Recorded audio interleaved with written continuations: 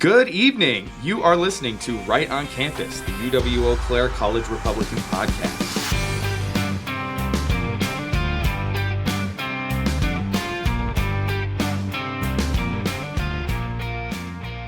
Good evening. You're listening to Right on Campus, the UW-EC College Republicans podcast. I'm Tatiana, the president of UW-EC College Republicans, and tonight we're joined by my mom, Jennifer. We've got a special episode tonight talking about the case for homeschooling.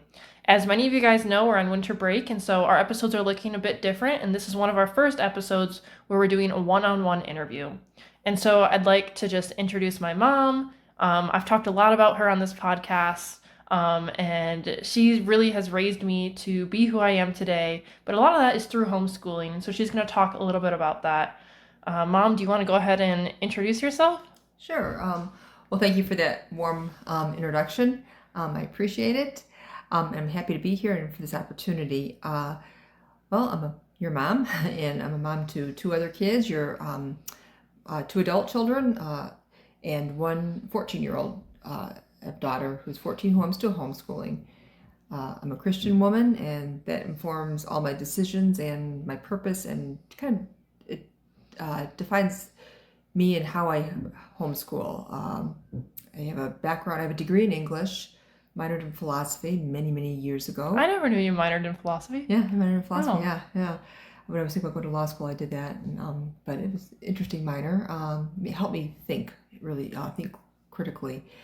And I worked in different areas of writing, more business type writing. I did software documentation, did some grant writing. I worked for like a real small paper, covered school board meetings when you guys were really young, so I could work part-time.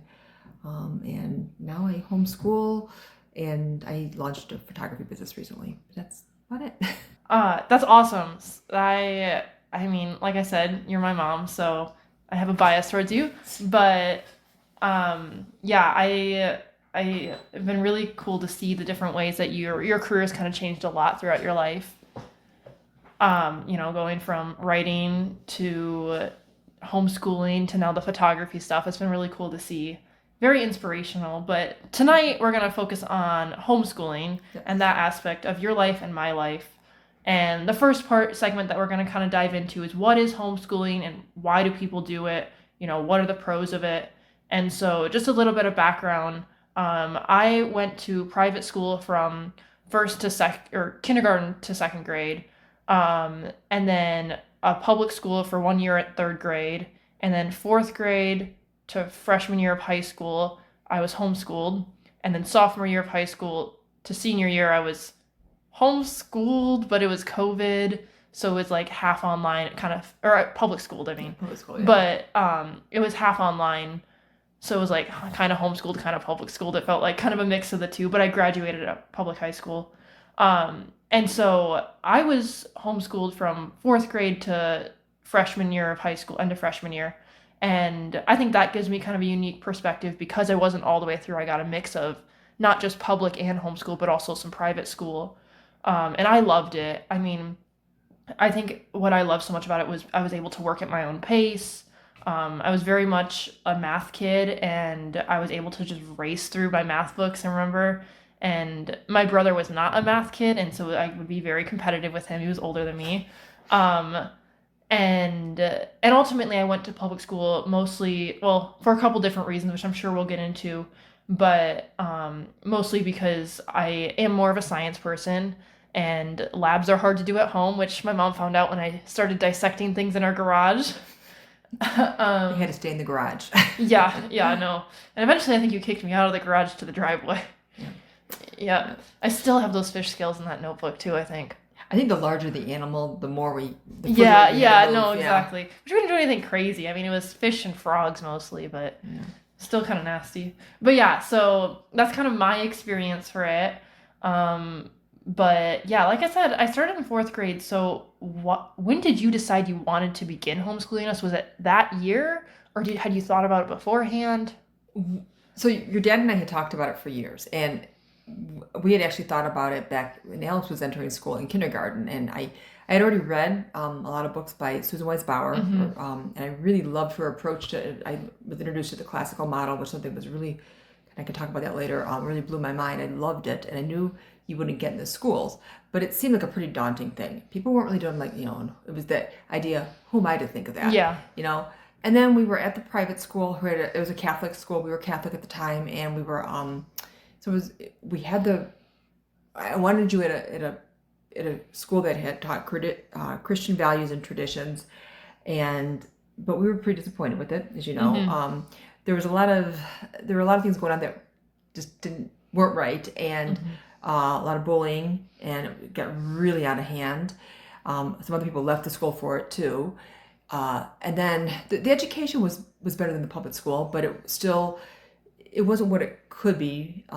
So after a lot of disappointment, we finally decided at the end of your third grade year, that we're paying all this money and we weren't getting the results, and we decided we would try public school, and we were just really dissatisfied with the school. So we went to the public school. Actually, at that point, I wanted to homeschool, and your dad said, I don't know if I'm ready for this. I don't know if are you really sure about this? Yeah. And he says, let's try public school for a year, see how that goes. If that goes well, if it doesn't go well, then we'll do it. And I said, that seemed fair. And you guys were all open to that, and we tried it, and it was horrible. It was worse. It was worse. Yeah. It was like, where's the learning? It was. Well, I remember I didn't even have a science or history class. No. Well, I did, because I was in the advanced reading.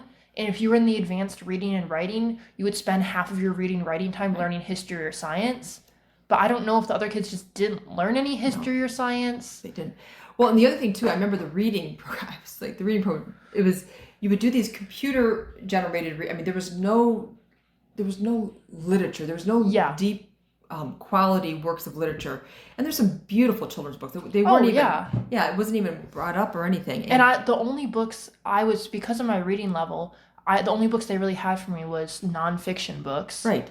And I remember I just kept reading the same book over and over again about sharks, because it was one of the only ones in my reading level. Right. And there was no, it was very, and it was all, I'm like, why do they have teachers? Because it was all on a computer. You would and then you would do comprehension questions. Isn't that correct? Yep. And yours was the better program, because you were in the more advanced, and Alex was he was really good at reading that, but he like a lot of boys, his attention span wasn't there. Yeah. So he was in the regular one, and so he really wasn't being challenged. And I also remember too, your spelling was, you would go around, it was cursive. Cursive. Yeah, and because I had learned cursive in second grade at my other school, during cursive in that class, I went around and I had to, essentially was a TA in third grade. Right. And went around and helped other students learn cursive. Right. Because, you've already learned it. And me and one other girl, because actually from that same school, private school, we both left and ended up in the same classroom. And we would go around and help everyone. I just remember it was such a weird experience. Like, I never felt, it almost didn't feel like school.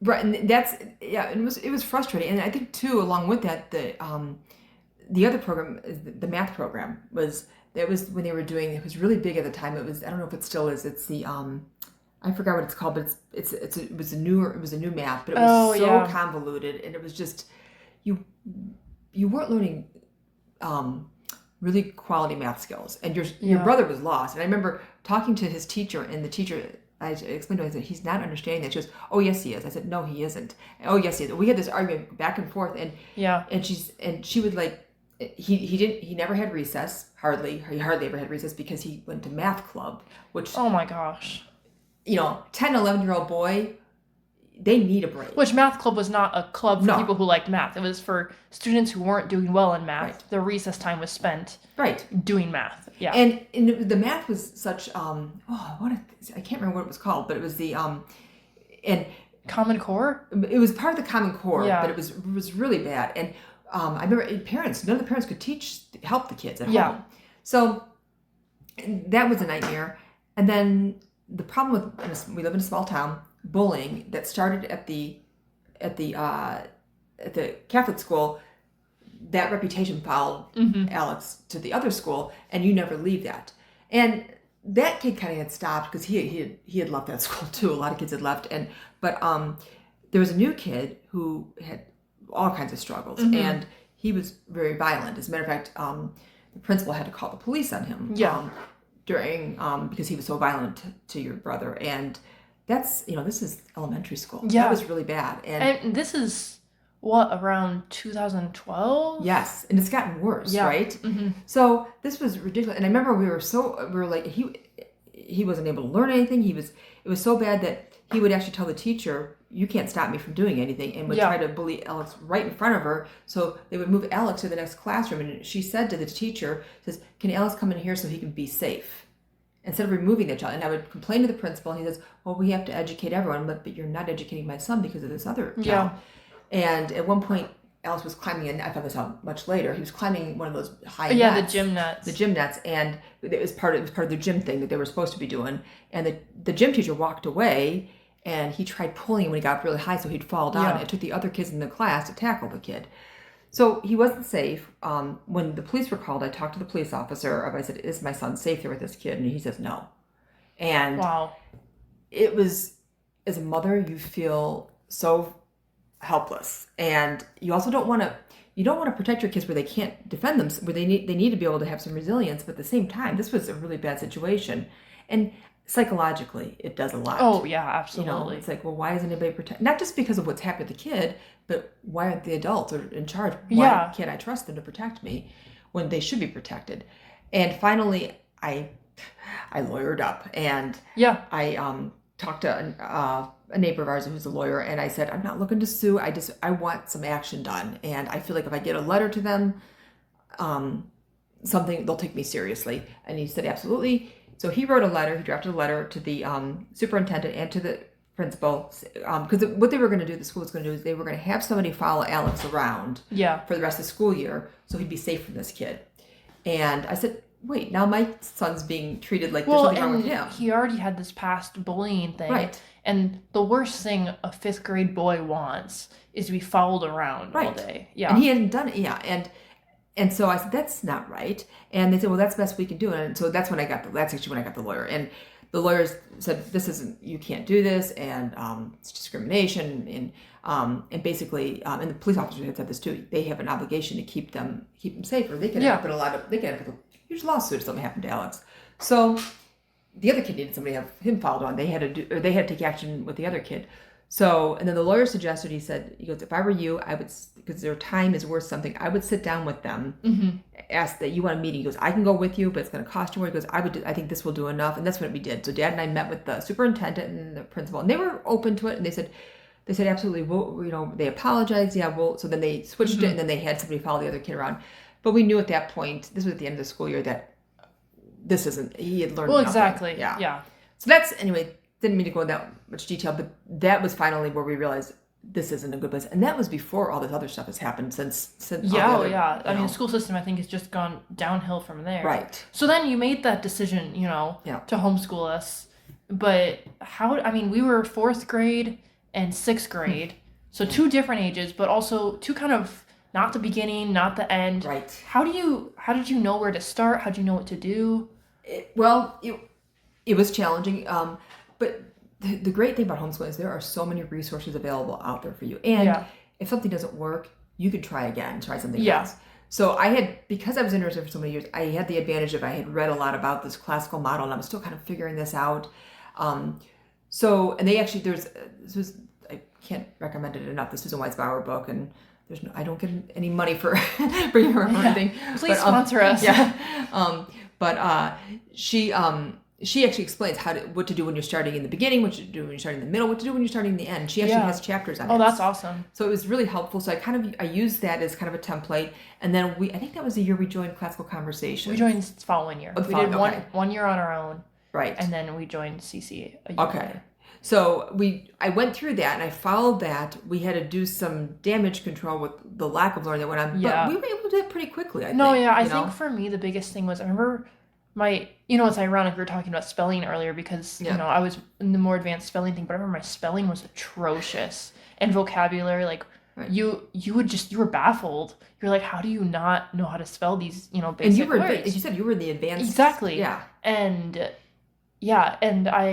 I remember that was the biggest thing. But I mean, by the time I was in 7th grade, I was fine. Right. And it's just interesting. Right. I think that was one of those areas that I really just struggled in. And summarizing.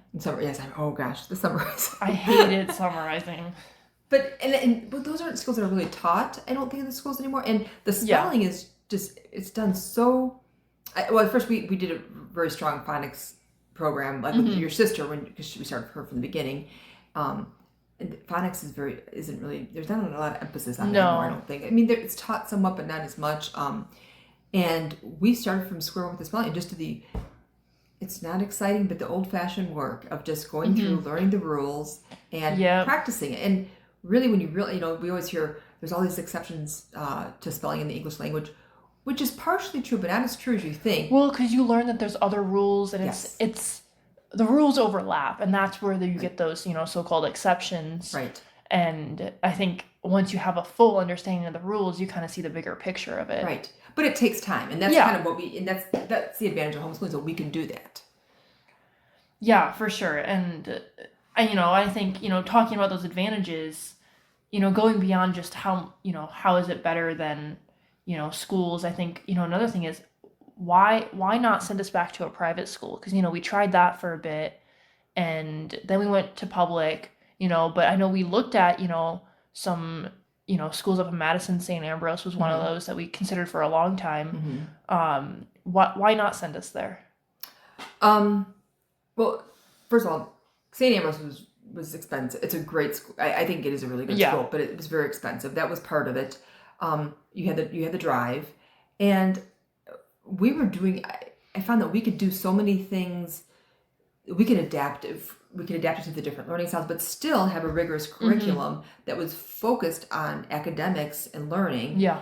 And still allow you guys to explore other things that you just have that flexibility that you don't have with that.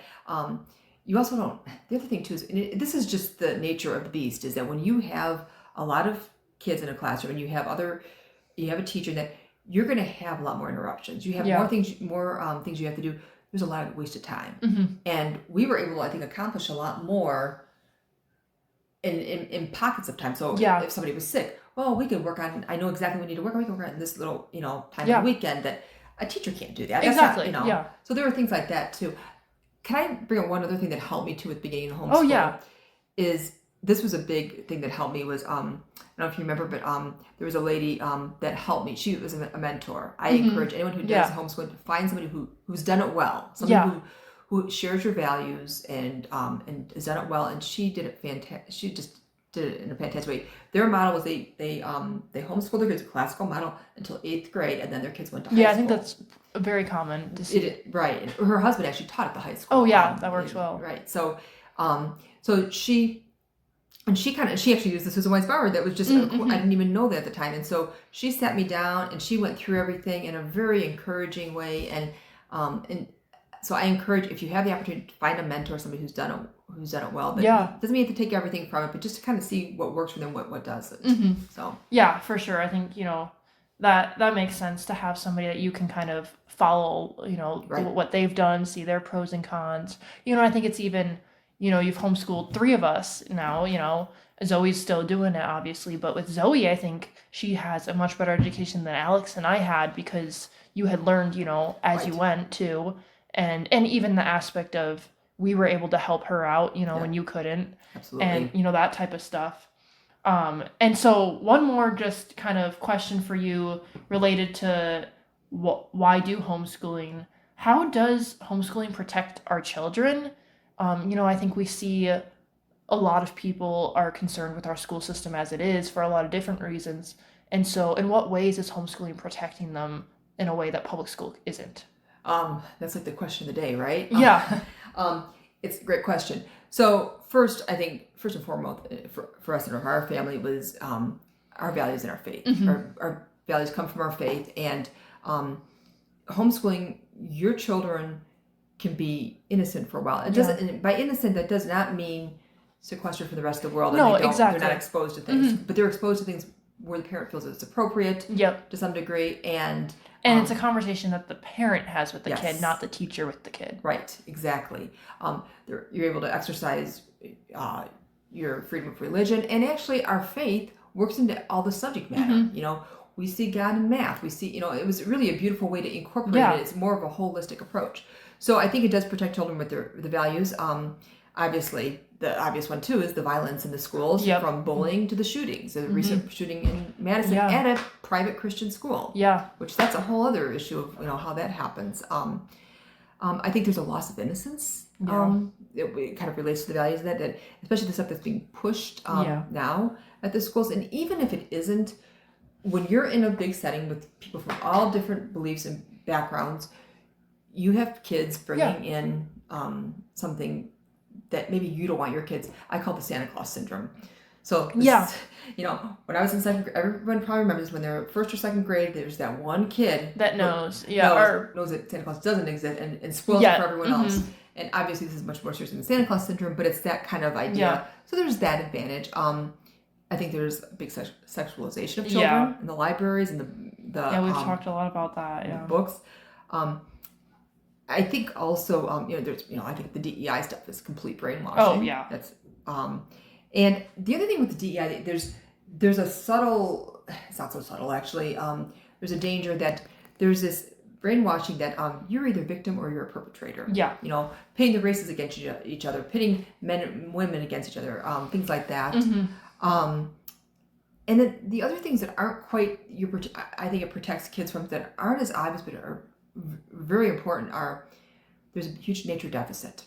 Oh, that's a good point. And especially for I think for everyone, but I think boys who are hyperactive, they there's something wrong. Let's put them on some medication, and I've gone that route. Yeah. A lot of times the kids, they need to get out. They need to be in nature. And I remember even being in school. I remember in high school, there was these the way our high school was set up was very small school, so there's just one loop. Yes. And there were some classrooms that had no windows. I know. And it was so depressing. Right. Exactly. And especially when you're not going outside, or if it's a rainy day and you can't go outside, it's really depressing. I think that was one of the biggest changes for me with going from homeschool to public school. That is a huge thing. And I know one thing, there have been times I was able to do it more with Zoe because I kind of knew what I was doing more, but I remember one Thanksgiving, we had a really warm, it was in November, it was right before Thanksgiving, and we had an unseasonably warm day, and we were reading The Witch of Blackbird Pond. I remember that. Oh, yeah. And we brought a blanket outside, and we sat outside, and we read, you can do things, we've sat in the tree house, and we've read the White Sparrow history books. But there's, so I think that being able to get out in nature, when you're learning about science, to actually, not just, to actually see, before you look under the microscope, to look at what you're going to see under the microscope. And it doesn't have to be this whole big field trip to go see it either. I think with public school, there's a lot more stuff that goes into it because you have a whole classroom you're bringing outside. There's a lot of safety concerns where, we could just take a walk on the bike trail outside our house, or, go down to the pond. There's so many. Exactly. We live out in the country and we have a lot of that right there for us, or it's just a drive, And I think people who live in the city, studying the birds. Exactly. Yeah, exactly. So, and the other thing too is I think you're not assaulted from the barrage of the sensory overload. Of things. That's the other thing too. So. No, for sure. Those are all really great points. I think we need to definitely keep in mind, when you're deciding how you're schooling your kids, are my kids protected from these things, and how can I make sure that if they're are going to, go to public school, how can I make sure that they're ready for that? Right. And how am I going to respond to these things, So moving on to our next segment, I want to talk about, you mentioned you use the classical model, and I want to touch on, touch on why you chose that model and what that model is. And so would you be able to tell us, kind of define what this classical model is and what it means? Okay, I have worked really hard trying to come up with an elevator pitch for that because it is a hard thing to explain, but yet it's very simple at the same time. So I'll do my best. So first thing I often miss when I've tried to explain it before is that, and I think it's really important, is that the classical model is centered around virtue. It is about creating good people. So that's important to remember. So it dates back to the ancients. Oh, really? Yes, the Greeks. They were known for that. And what they were trying to do is they were trying to create good citizens that could serve society. So they needed to have knowledge, the ability to think, and to communicate eloquently and persuasively. Yeah, I think those are all key, even in today's society. Right. Those are things I think we lack. Yes. And we see the downfall of society because we lack those. Yes, exactly. And they also needed to be able to They also wanted them to, the Romans followed up with this too, but the Greeks more than the Romans also, they really pushed it, and they also had an appreciation for beauty, for the arts. Mm-hmm. And they wanted citizens who could appreciate beauty, could appreciate the architecture, who could see sculpture, who enjoyed the plays and the stories of Homer and that. They wanted that all to fit in. So that was a big part. And then that kind of, the Romans had some of that, and then it kind of died down, and then it was revived in the Middle Ages with the Christians. So virtue, as I said, was at the center. Well, the biblical idea of virtue, which really was not that different from what the Greeks had, surprisingly, because that idea of goodness is kind of inherent that God put in us. And they revived it with the first universities. Yep. So that's kind of how it started, and then like our founding fathers were educated in the classical model. Mm-hmm. So that's kind of like the history of it, and it was until the progressive era of like the late 1800s and early 1900s that was the predominant learning model. So, what kind of are these, I remember we always taught that it was broken up to like these 3 different stages. Would you be able to break those down a little? So the 3 stages, it's called the trivium. It actually mirrors or mimics, I guess, the stages of learning that, the stages of development too. Yeah. And the stages of learning if you're learning something new as an adult. So the first stage is the grammar phase, and that's where the grammar school comes from. Yep.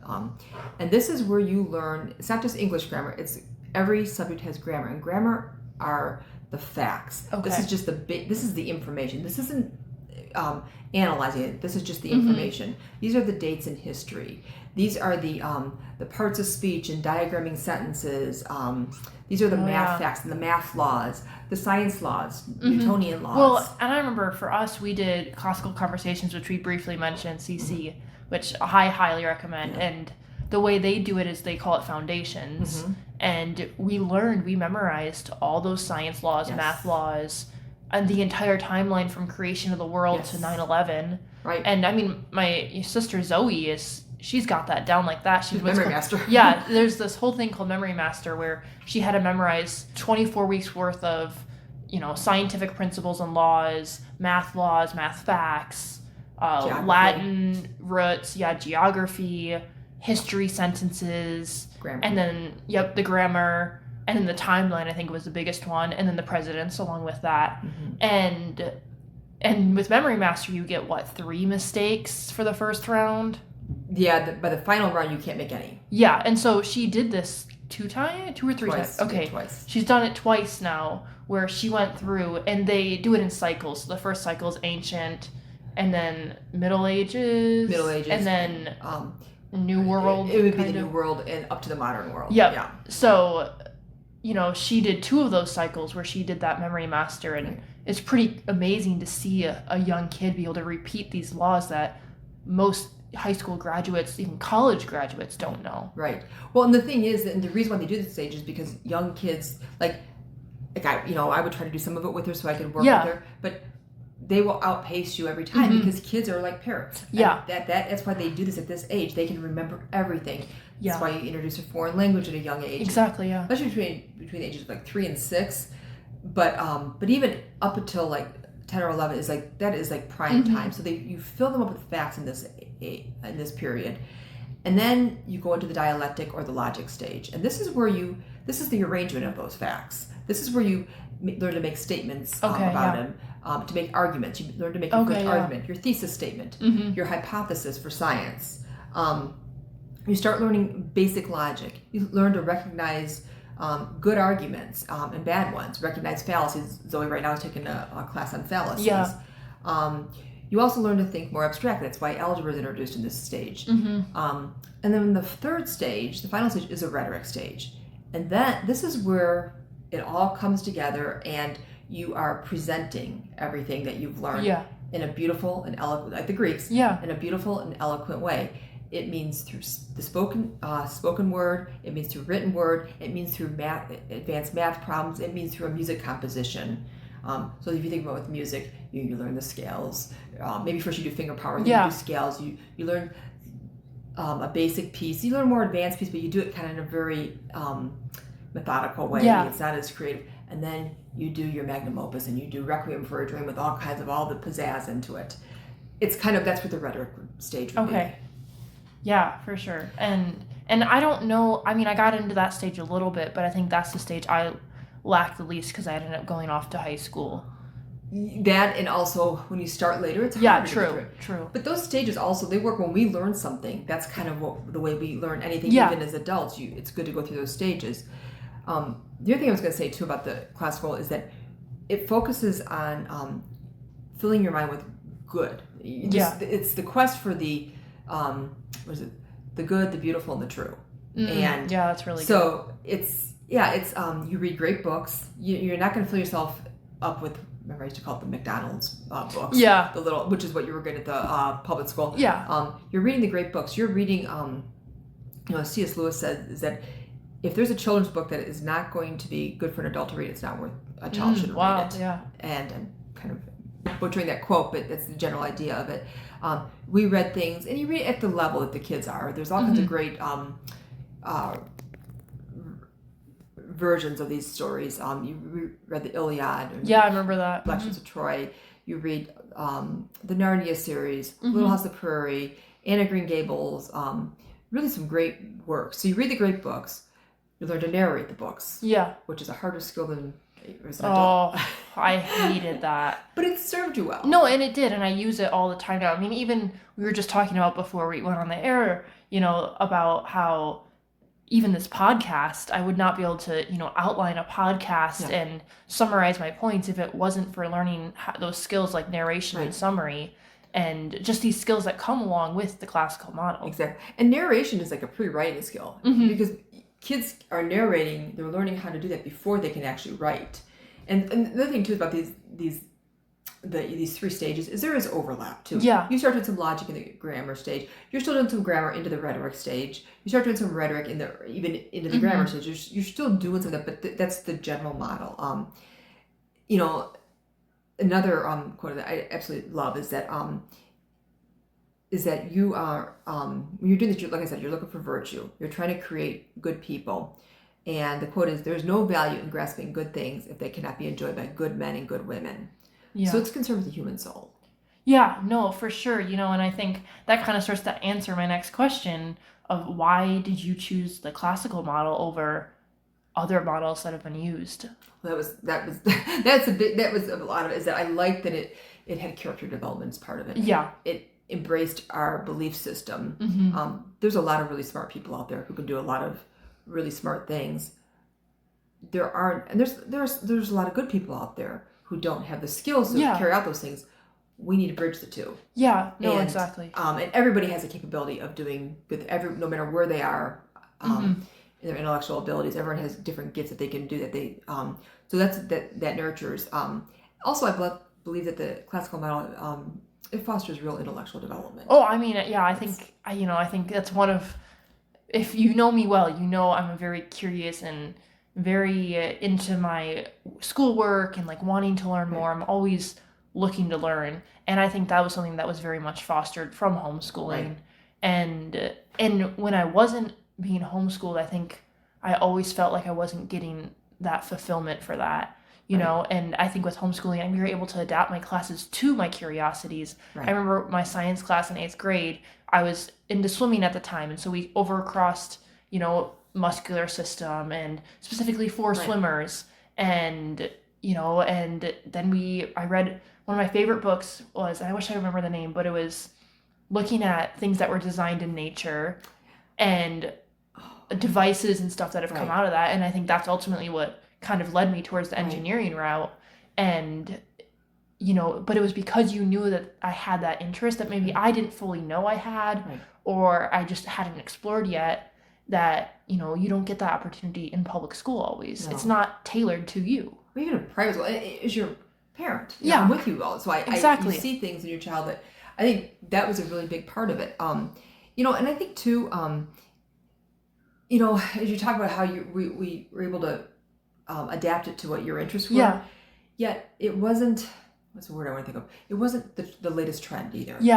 these are tried and true methods that still can be adapted for the child. And Mm-hmm. one of the big things is that they is that it's about things that last. Yeah, These are not that's things. true. The progressive stuff is the latest trend. It's like when they got rid of phonics and they did sight reading. It's that math Mm-hmm. thing. It's not sticking to what really works. We hear about about why do we need to read about old dead white men? Mm-hmm. Well, we rest on the shoulders of giants, Yeah. and we can learn a lot from them. You may disagree with them. They did something And wrong. you can it's learn right. from their faults Exactly. too. I Exactly. think, the common phrase we hear so often is history repeats itself. Right. And understanding that history and where people have done right and where people have done wrong, I think is really valuable to better our society. Right. Okay, so moving on to our next segment, we can probably run through these pretty quickly, but I just have some common misconceptions about homeschooling that I'd love to get your opinion on. And so the first one is, a lot of people I hear say it's important to be exposed to the world and have other viewpoints, that, public school and private school is the only way to do that. You're not going to get that through homeschooling. So what would you say to that? Well, do they think we're living under a rock? No, I mean, do we live in I don't know what they, and actually the school system is set up in a way that's really not the way the world is set up. Mm-hmm. How often in life are you going to be segregated by age? Yeah. And were you all lined up to go to the bathroom? Maybe if you go to the military, certain things, but really, even then, you're not segregated, except maybe younger people join the military. Prison. Prison. Yeah, that's a good point. But there are so many opportunities and so many. I mean, how your sister is. I mean, she's in in too much sometimes, but there's so many opportunities to do things. So first, you have homeschool co-ops. Yeah. You need to get a good one. Yeah. And, you also have other homeschool programs that aren't co-ops, but they have opportunities. You have there's different, I know there's homeschool, there's fine arts programs, there are sports programs, there's all kinds of things. And then beyond the homeschool world, one of the great things that Governor Walker did is he opened up school sports to homeschoolers because we're paying taxes. Yes, I did high school swimming. Right, you did high school swimming instead. And so that's an opportunity. You have Y programs. Your sister, there's all kinds there's martial arts, there's park district programs, there's plays, there's church programs where about their church, there's a youth group. Now, some people might argue, well, you're with the same type of people. Well, you're not when you're in a martial arts program. You're not when you're in 4-H. You're not, your sister's in 4-H. She also shows at the fair. You're around all kinds of people. Oh, yeah. And she's actually an officer in her club, so she has to learn to lead. She's also she's a red belt, and her friend is a black belt in Taekwondo. Yeah, no, exactly. And that's once again one of those other things that she's been able to incorporate into her learning as well, Right.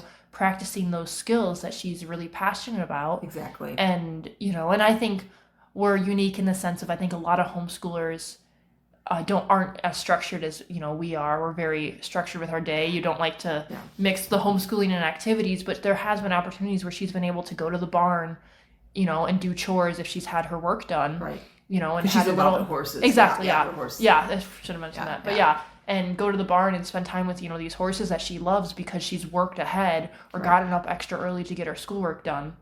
Yeah, for sure. And I think that's a great answer to that. And kind of along with that, all the time you hear homeschoolers don't socialize. Yeah. I remember when I took Zoe to the doctor it was just a regular physical. Everything was great. She looked great. Everything. They do the normal questions. Some that were kind of odd. They were asking about, how many sodas do you drink a day? I'm like, we don't have soda in our house. It was a lot of odd questions. But then she asked about school, and I said, well, she's homeschooled. This was during the height of COVID, when everyone was in lockdown.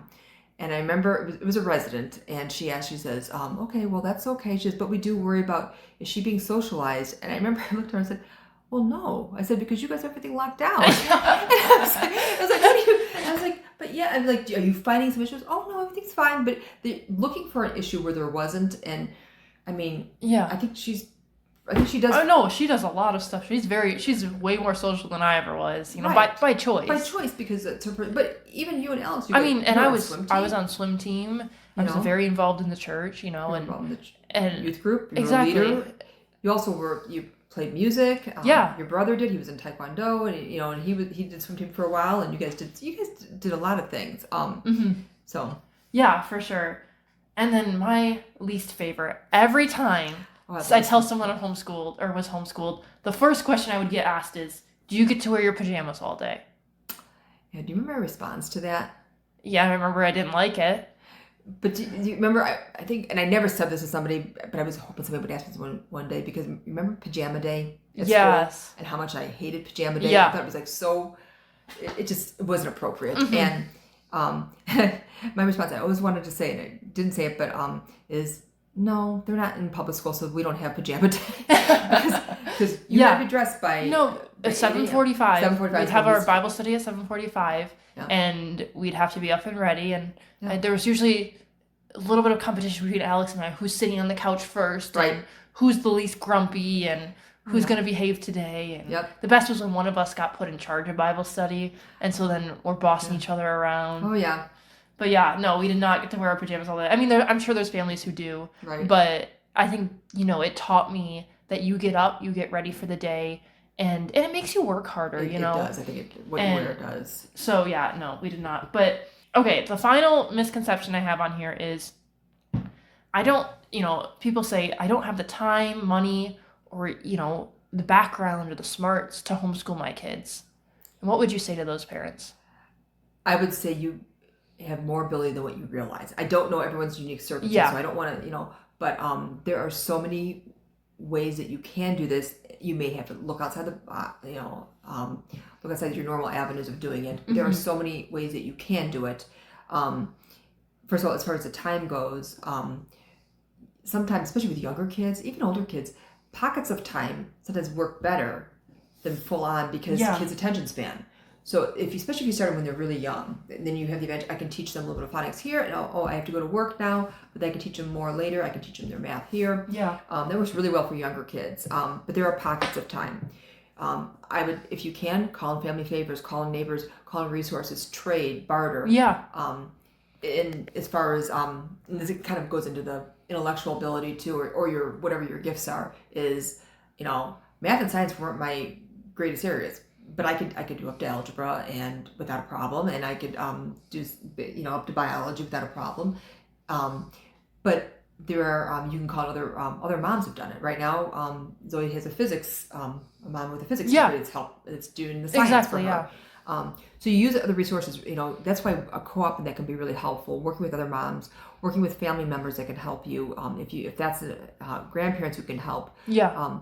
Older siblings reading to other siblings and having that other child narrate back to them. Exactly. And I think it's great that you bring that up, because something that we haven't talked about at all yet is, and without going into too much detail, your cancer diagnosis. And one of the reasons I went to public school is because you were diagnosed with cancer, and fought that for 3 years, and praise God, you're out of that fight for the most part now. But you were very sick, going through radiation and stuff, and just very drained from it all. And we still homeschooled, and we still got, a good education. And at the time, just Zoe and I were homeschooled at the time. But I remember we all took turns helping homeschool her, because she would have been, I want to say first or second or third, It was in that range. somewhere in that range. Yeah. And I was a freshman in high school, and I thankfully had a lot of online courses, which I think helped a lot at the time. But she would even just come in and sit in on my online courses and take her little notes. But it was impressive how much she even just picked up from that, and especially the history ones. I remember she would be talking at dinner, and she would be spitting out these history facts, and I'm like, whoa, just as much as I do. And because they're parents. Exactly. It's the one-room schoolhouse model. Exactly. That worked for centuries. I think that's a good point. Is that because let's face it, illness happens. Yeah. Just because you're homeschooling, just because and even whether you're a Christian, but people think, oh, you're Christians, or you should have it all together. No, we're just forgiven. We don't. We have the same issues that we face that everyone else faces. Exactly. And we're not perfect. We get illnesses. We get financial issues. We get job losses. We get family losses. We get people run into addictions and mental health issues. All kinds of things. Life still happens. Yeah. And it's teaching kids how to adapt even when life happens, and how to prioritize things. But I remember laying on the couch, especially during the chemo. I was so sick, and and I would have when she was starting to read, I would have her read me. Sometimes you would read to her. I would have her read to me. We would do simple math games, and but we would do it in again those pockets of time, and she was able to learn a lot. And I think one thing that we were more fortunate with too is Dad works from home. Yes, and that helped a lot. 'Cause remember, he taught us astronomy. Oh gosh, yeah. Yes. and gym class. Yes. And and he was very dad about it. Right. But he still taught us, right. And we learned, and because we had that skill set of the Susan Wise Bauer method was you read something, you outline it, you narrate it. Right. You can do that. You can apply that to any subject and learn any subject. Absolutely. And that I think really helped us as well. And I think too that part is like the smarts to homeschool is that it's parents can be willing to learn. You can learn with your kids. Yeah. That's the exciting. You can reclaim the education that maybe you didn't get. And, no, for sure. And when you don't have it, there are resources out there. Yeah, exactly. Yeah. So now moving on to our final segment of the night, we have our listener Q&A. I have a couple questions from you guys out there. And the first one was, how does the state government affect homeschooling? That is a great question. It's a really important question. And I would urge anybody who wants to homeschool to look at the state they live in before they do it. And if they're in a school that's not a state that's not homeschool friendly, move to a state that is. I know it sounds radical, but your life will be made easier. Mm-hmm. And I also would urge anyone to join HSLDA. It's a Homeschool Legal Defense Association, I think. Yeah. But it's by joining that, it's not. I don't remember how much it is now. You pay once. They also offer really good classes too for high school level. But it was started by a constitutional law lawyer, and what it does is if you run into a problem, like if the state comes after you for something, like they try to. And this has happened before. Your kids aren't in school. They're truant. Like, well, they're homeschooled. Well, no, you didn't fill out the right papers, or you missed a spot, or something like that. They will defend you at no cost. Wow. It's amazing what they do. And they make it through this small yearly donation and through donations, this yearly fee and then through donations. But Wisconsin, we're very lucky. Wisconsin is a homeschool friendly state for the most part. Thanks to Governor Walker. Yes, Governor Walker, we have a lot to owe to him and the state legislature too. Mm-hmm. And they allow parents to decide what's best for their child. Yeah. What a concept, right? Yeah, no, right. Illinois is a tough one. New York, I definitely wouldn't do New York. I definitely wouldn't do California, as you can kind of expect. And so you want to look at what your state requirements are. Every state has different requirements, and you want to make sure that you know what those requirements are and hit the timelines for doing it. Wisconsin, all that you have to do is you have to notify the state that the intention to homeschool. There's a form. You go to the Department of Instruction and you fill it out. It's very simple. You do it by a certain date in the school year, and they want to you need to make sure that your kids are making progress yearly, and that's all you have to do. Now, I do urge you to keep very good records of what your kids are learning. We always kept records of everything, and I think it's good. I think it's good for just to do it anyway, so they can see you can see the progress to see if you need to change anything. But if you ever somebody did question it, you have something there. It's also good for transcripts too. Yeah. So, but yeah, it does. Your state can mean a world of difference. Mm-hmm. Yeah, for sure. And kind of along with that, someone had mentioned, I don't know if you heard about this, but Trump plans to give homeschool families tax-free benefits on schooling items as part of his Agenda 47. And what are your thoughts on this? I'm totally against it. Really? The reason why, I think I think the idea is great. Mm-hmm. But the minute you do that, you're going to be under the scrutiny of the government more. And I don't like that. Not because, we're trying to do something wrong or bad, but the government never gives back power. Yeah. And they have far-reaching tentacles. I don't think the Trump administration is going to, I don't think a lot of people will, but you will have, once you have that in place. You're opening the door, yeah. You're opening the door, and as much as I would like it, because it does cost some money to do it, I would rather have freedom over the money. And really to homeschool, you don't need a lot of fancy equipment. You get a library card. Now the libraries are kind of questionable, but get a library card, pencil and paper. If you can get a dry erase board and get some decent books and share books if you have to. Yeah. And you can do it. So.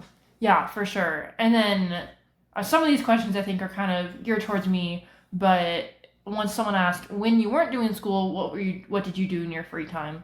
And I think it's different for all three of us kids that were homeschooled. Definitely. But for me, I think I was the type of kid who I got up early and I got my work done, and it was always a race to see what time can I get done by, and But I spent a lot of time doing I was very into crocheting, cross stitch, and that type of stuff, because we had a rule where no electronics until after the school day was over. Even if you finish early, by 3, it was 3:00, I think, was when we could. 3:30. I think it changed a little bit here and there, but yeah, we could usually convince you to 3. Yeah. But yeah, we couldn't do electronics right away, and so Alex and I had a lot of time outside. We live in the country, and I remember just spending hours outside in the woods, to the point where we'd hear you yelling, "Anna, Alex, come inside," and we'd pretend like we didn't hear you, And Yes. and I remember because we got quite a long break for lunch. We had about 45 minutes, plus cleanup and stuff. And I think, that we spent a lot of time outside during that time. And you were pretty lenient too. If the weather was nice, we would get, to spend more time outside, or maybe you'd do more of the cleanup, or, something like that, to allow us to, be able to utilize our free time much better than you can at school. Right. And then outside of the school hours, we were in quite a few activities. I was on swim team, which was 6 days a week. Right. Alex was in taekwondo, very involved in the church. We were in co-ops, music stuff. And so we definitely had endless supply of activities. And going off of that, somebody else asked, where'd you meet your friends? And those are the places where I met friends. I had some good friends from some co-ops, some of my best friends, from my church, just the neighborhood even. Yeah. We had a lot of neighborhood friends, especially once COVID hit. We were all kind of home. Right. And, right. So that helped. But there's definitely, I think, we talked about earlier, this misconception that homeschoolers don't have friends or don't socialize. Yeah. And it's just not true, And I think in a sense you have stronger bonds because it's not you surrounded by 25 other students. It's you and one person. You get to really know that one person. Right. So yeah, for sure. And so, to kind of wrap up this episode, is there anything else you'd like to say about homeschooling? It's hard, but it's the most rewarding kind of hard that you can do it, besides being a mom and being a dad. It's really, I think during my cancer, it gave me a purpose. Yeah. I would have given up, and it really took the focus off of what was happening into something. It was pouring into somebody else, and it was really a wonderful thing. And I would just encourage parents, if you think you can't do it, don't limit yourself. Yeah. Human beings are capable of so much, but don't rely just on yourself. Get outside help, look around, think of innovative there's so many books written. I recommend Susan Weisbauer, HSLDA. They'll actually help you get started too. And so there are things that you can do to do it. Absolutely. Most people are capable. I knew one family, just one other thing about a family that when during COVID was shut down, it was something we met through a co-op, and they both parents living the life, had a nice, great home and everything. And they saw during COVID from the watching the the Zoom videos and that, what their kids were learning and what they weren't, and that they weren't learning the basics, and the time was, and they were like, this is awful. And they also didn't like some things that were being taught. They decided to downsize.